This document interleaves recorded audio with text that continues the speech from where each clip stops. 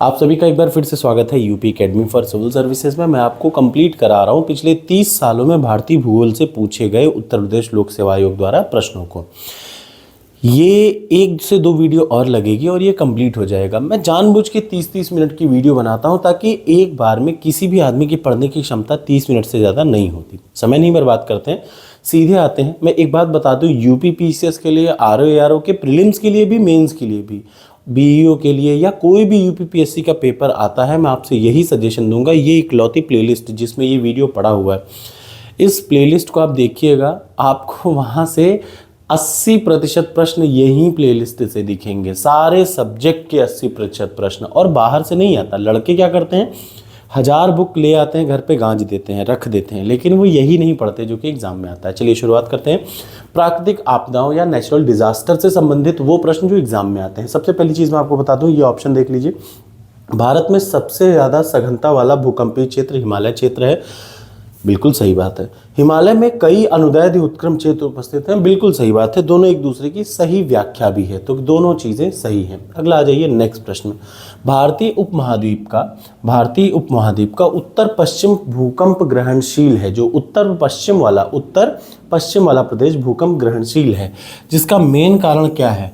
Tectonic plates. जिसका main कारण क्या है? टेक्टोनिक। ठीक। अगला जी, भारत का निम्न में से कौन सा क्षेत्र सबसे ज्यादा intensity, zone of high seismic intensity में नहीं आता? तो कर्नाटका का पठार। याद रखिएगा, साउथ इंडिया में जो दक्कन का पठार है, जो कर्नाटका का पठार है, प्रायद्वीपीय भारत है, वो सेफेस्ट जोन ऑफ इंडिया माना जाता है। अब जरा सा एक बात और आपको मैं बता दूं, ये आप रट डालिएगा। भारत में जोन 1, 2 दोनों मिला के जोन 2 बोला जाता है। तो टोटल भारत में जोन कितना है? Zone 2, zone 3, zone 4, zone 5। ठीक। जोन 2 से लेके जोन 5 सबसे खतरनाक क्या है भूकंप के हिसाब से? जोन 5 में जो इलाके आते हैं उस पे भयंकर खतरनाक है, मतलब वो एक्सट्रीम है, वहां पे हमेशा भूकंप आने का खतरा बना रहता है।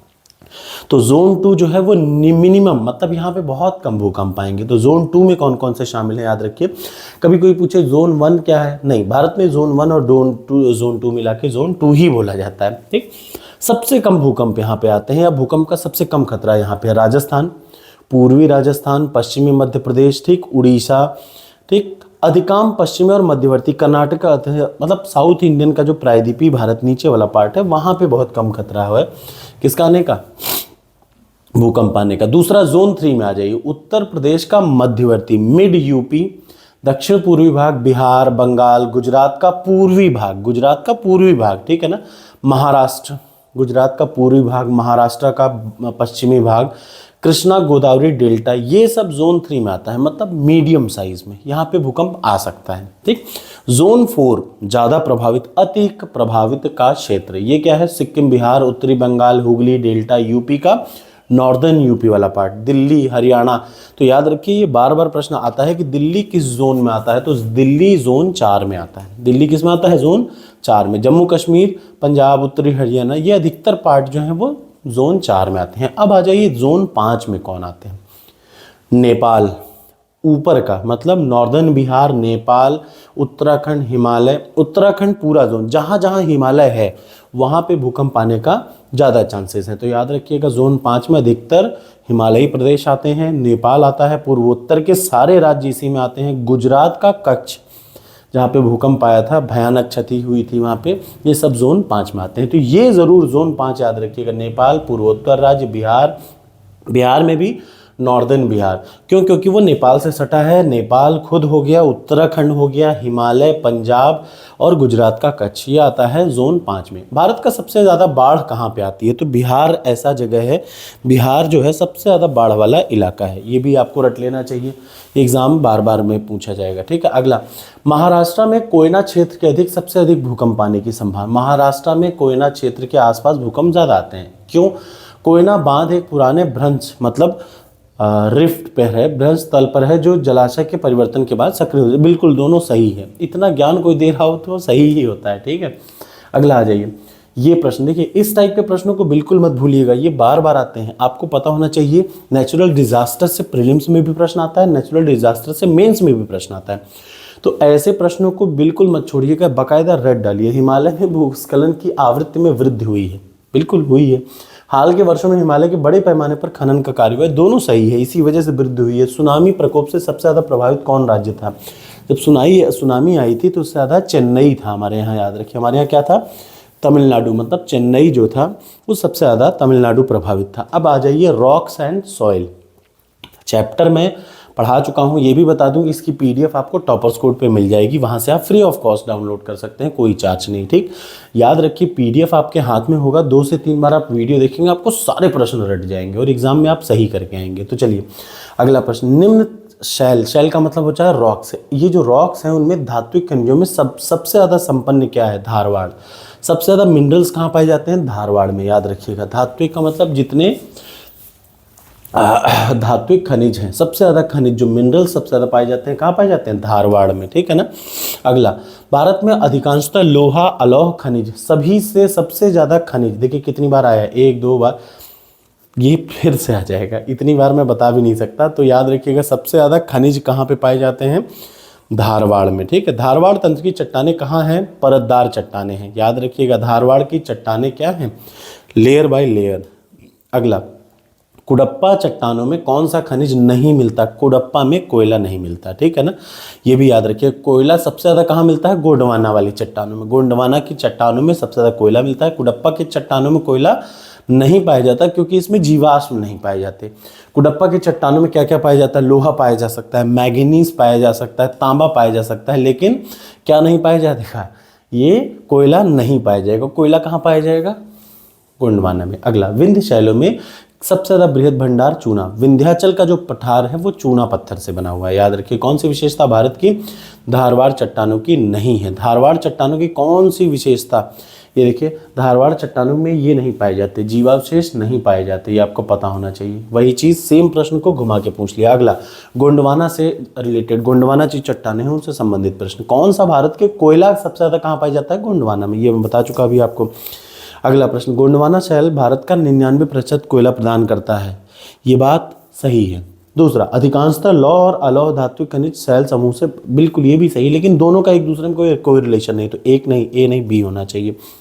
अगला, कौन सी चट्टान भारत में नवीनतम है? सबसे नई क्या है? ये मैंने आपको रटा रखा है, ADKV GD, ठीक। तो सबसे नई क्या है? गोंडवाना है, याद रखिए। भारत में किस क्षेत्र में मृदा अपरदन सबसे गंभीर समस्या है? तो मालवा जो है, मालवा का पठार, वो मृदा अपरदन की सबसे बड़ी समस्या से ग्रसित है। भारत में सबसे ज़्यादा उपजाऊ मृदा कौन सी? भारत में सबसे ज़्यादा उपजाऊ मृदा है जलोढ़, जो जल से ले आके बनाई जाती है जलोढ़ मिट्टी। बांगर और खादर 2 टाइप की होती है। खादर नई मिट्टी होती है, उपजाऊ। खादर बना है खाद से, खाद क्या होती है? उपजाऊ। तो नई मिट्टी खादर कही जाती है, पुरानी मिट्टी बांगर कही जाती है, ठीक। अगला, गंगा नदी में बांगर मिट्टी पाई जाती है, बाढ़ की वर्तमान सीमाओं, आज की मिट्टी बांगर कही जाएगी, ठीक है ना। सॉरी, बांगर मिट्टी जो बाढ़ के समय जल नहीं, मतलब पुरानी मिट्टी जो होती है, पुरानी मिट्टी बांगर है, नई मिट्टी खादर है, याद रख लीजिए। काली मिट्टी क्या है? काली मिट्टी में कौन सा है? इसे रेगुर मिट्टी के नाम से भी जाना जाता है, बिल्कुल सही। इसमें लोहा और ये सब प्रचुरता होती है, ये भी सही बात है, ठीक है। भारत की मिट्टियों में ह्यूमस नहीं पाया जाता है, बस ये एक अच्छी बात है, ये याद रखिएगा, ठीक। कौन सा कथन इनमें से सही नहीं है? काली मिट्टी हिमालयी क्षेत्र में बिल्कुल नहीं पाई जाती, ठीक है ना, दक्कन के पठार में पाई जाती है। लावा मिट्टी कहाँ पाई जाती है? मालवा पठार में। इंपॉर्टेंट क्वेश्चन, लावा मिट्टी कहाँ पाई जाती है? मालवा के पठार में। 36 का में टिक मार दीजिएगा। लाल और अच्छा देखिए, अब यहाँ ज़रूरी क्या है, जब आप ये क्वेश्चन यहाँ से पढ़ रहे हैं तो आपने पढ़ तो लिया, अब ये आप सही कर रहे हैं, आपको कितना याद है ये आप तब जज कर पाएंगे जब आप टेस्ट सीरीज़ देंगे। इसीलिए टेस्ट सीरीज़ बहुत ज़रूरी है। आप देखिए, मैंने कुछ भी नहीं किया, लेकिन मैंने टेस्ट सीरीज़ जानबूझ के दी, क्योंकि वहीं से एग्ज़ाम फंसता है और वहीं से एग्ज़ाम में आप पास भी होते हैं। अगला आ जाइए, लाल और पीली मिट्टी के बारे में। लाल और पीली मिट्टी क्या है? मृदा का लाल फेरिक ऑक्साइड के वजह से होता है। मृदा का लाल वजह फेरिक ऑक्साइड से होता है, ये बिल्कुल सही है। लाल मिट्टी में चूना नहीं पाया जाता, कम पाया जाता है। वह छिद्रपूर्ण, उसकी संरचना शीघ्र बुकनी हो जानी, बिल्कुल सही। 1 और 3, मतलब इसका 1 भी सही है, 3 सही है, 2 नहीं सही है, तो सी ऑप्शन हो गया। अगला जी, दंडकारण्य क्षेत्र में सबसे ज़्यादा क्या पाई जाती है? लाल पीली मिट्टी। ये प्रश्न बहुत ज़रूरी है, ये प्रश्न 4 से 5 बार मैंने अपनी आंखों के सामने पूछा हुआ देखा है। दंडकारण्य में कौन सी मिट्टी पाई जाती है? लाल और पीली मिट्टी। अगला आ जाइए जल्दी से, कौन सी लेटराइट मिट्टियों के लिए बात सही नहीं है? याद रखिए, लेटराइट मिट्टी में चूना नहीं पाया जाता। चूना कहाँ पाया जाता है? मध्य प्रदेश में विंध्य चट्टानों में। लेटराइट मिट्टियों का प्राधान्य क्या है? मालाबार तटीय, याद रखिए लेटेराइट मिट्टी कहाँ पाई जाती है, मालाबार, जितने भी पूर्वी घाट है महाराष्ट्र के पूर्वी भाग, ठीक, मालाबार तट पर, मालाबार का मतलब पश्चिमी घाट वाला जो है पूरा इलाका, वहाँ पे लेटेराइट मिट्टी पाई जाती है। यहाँ बारिश भी होती है। भारत में इको मार्क का प्रतीक चिन्ह क्या है, इको मार्क का मिट्टी का बर्तन, याद रखिए। ये प्रश्न देखिए पीसीएस जे का 2015 है, ये फिर आ जाएगा क्योंकि बड़ा इंपॉर्टेंट लोगो है। क्या है, 1991 में पहली बार क्या जारी किया गया, इको मार्क जारी किया गया और इसमें मिट्टी का बर्तन, मिट्टी का पात्र बनाया गया। इधर देखिए जलोढ़ मिट्टी, यूपी में कौन सी मिट्टी, जलोढ़ मिट्टी। काली मिट्टी महाराष्ट्र में, लेटेराइट मिट्टी केरला और आसाम में। केरला और आसाम में बारिश ज़्यादा होती है। मैं फिर बता चुका हूँ मिट्टी पढ़ाते समय कि क्यों ऐसा है। लाल मिट्टी कहाँ पाई जाती है, तमिलनाडु में। आ जाइए नेक्स्ट, यूरिया के लगातार प्रयोग से मिट्टी क्या बन जाती है, तो यूरिया लगातार प्रयोग करते रहिए तो मिट्टी अम्लीय, एसिटिक बन जाती है, याद रखिएगा, अम्लीय हो जाती है, ठीक है ना। अगला, क्षारीय मृदा या जो बेसिक सॉइल है, बेसिक सॉइल के संदर्भ में कौन सा सही नहीं है, कौन सा सही है, जिप्सम का प्रयोग किया जाता है, बिल्कुल सही बात है, और पाइराइट का भी प्रयोग किया जाता है, दोनों सही है। अलग अलग मिट्टियों की holding capacity, water holding capacity क्या क्या है, तो याद रखिए सबसे पहला मृतिका, गाद, बालू। यूपी पीसीएस 2017 का प्रश्न है, प्रीलिम्स का, आरओ का ही प्रश्न है, इसलिए इसको रट डालिए, फिर आ जाएगा। क्या है, सबसे ज़्यादा पानी कौन होल्ड करता है, मृतिका, फिर गाद, फिर बालू। बालू में पानी सबसे कम होल्ड करने की कैपेसिटी होती है, तो ये गलत होगा, ये गलत होगा, वो गलत होगा, सीधे सीधे पहला वाला सही हो जाएगा, ठीक है ना। ये प्रश्न इंपॉर्टेंट है। ह्यूमस में निम्न में से किसकी प्रतिशतता सर्वाधिक होती है, कार्बन की प्रतिशतता ह्यूमस में सर्वाधिक होती है, याद रखिए। कौन सा भारत का क्षेत्र मृदा अपरदन से सबसे ज़्यादा प्रभावित है, चंबल घाटी, वही मैंने बताया था, मालवा का पठार वाला रीजन, चंबल घाटी, ठीक है ना। भारतीय मृदाओं में जिस सूक्ष्म तत्व की कमी है वो क्या है, जस्ता। भारतीय मिट्टियों में जस्ते की कमी पाई जाती है। ये लोअर पीसीएस का प्रश्न है, बड़ा इंपॉर्टेंट है। अब आप ये जब प्रश्न एग्जाम में आएगा तो आप सोचेंगे यार ऐसा भी कहाँ से प्रश्न आ जाता है, ऐसा ही प्रश्न आता है, यही प्रश्न फिर आ जाएगा। ह्यूमस किसका उदाहरण है, जैविक कोलाइड का, ठीक है ना। अगला आ जाइए, जलोढ़ मिट्टी यूपी में, रेगुर मिट्टी महाराष्ट्र में, लेटेराइट मिट्टी केरला, महाराष्ट्र, आसाम में, मेनली केरला, आसाम में। लाल और पीली मिट्टी छत्तीसगढ़ में भी और तमिलनाडु में भी, ठीक है। लाल मिट्टी क्या होती है, निक्षालित मिट्टी होती है, ठीक है ना, याद रखिएगा, अधिक निक्षालित। मिट्टी की प्रजातियों में मृत्तिका अधिकतम जल धारण करती है, बिल्कुल सही बात है, इसमें कोई गलत बात नहीं है। मृत्तिका में रंध्रावकाश बड़े आकार में पाए जाते हैं, ठीक, तो ये गलत बात है। पहला ऑप्शन सही था, दूसरा ऑप्शन गलत है। भूवैज्ञानिक समयानुसार या कालक्रम के अनुसार इसका सही क्रम क्या होना चाहिए, 1 2 3 4, ये क्या है। सबसे पहले एक का मतलब अरावली, फिर सबसे पहले क्या बना, अरावली, फिर क्या बना, पूर्वी घाट, फिर क्या बना, दक्कन ट्रैप, और चौथे नंबर पे हिमालय। ये प्रश्न अगर आप मेरी बात मानते हैं तो इसको आप एक बार अभी ही रट डालिएगा, बड़ा ज़रूरी प्रश्न है ये और बार बार आता है, ठीक। ये भी आपको रटना, कभी ये आ जाएगा, कभी ये आ जाएगा। अरावली मतलब AP, PM, DK, HN, ऐसे आप रट लीजिए। सिंचाई आ जाइए, निम्न में से कौन सा सही सुमिलित नहीं है, उकाई बांध बनास नदी पर नहीं है, याद रखिए। उकाई बांध तापी नदी पर है, बाण सागर सोन नदी पर है, थीन बांध रावी नदी पर है, सलाल, ये मैंने इसका शॉर्टेस्ट ट्रिक पढ़ाया था, सवाल सलाल पाकर। नागार्जुन सागर परियोजना किस पे है, कृष्णा नदी पर है। नागार्जुन सागर परियोजना किस पे है, कृष्णा नदी पर। इंदिरा गांधी बांध किस में है, बांध व्यास नदी पर। पोंचम पाद किस पे, गोदावरी। सरदार सरोवर नर्मदा पे, ये तो बार बार आता है नर्मदा वाला। नागार्जुन सागर कृष्णा नदी पर, सरदार सरोवर नर्मदा नदी पर। टिहरी बांध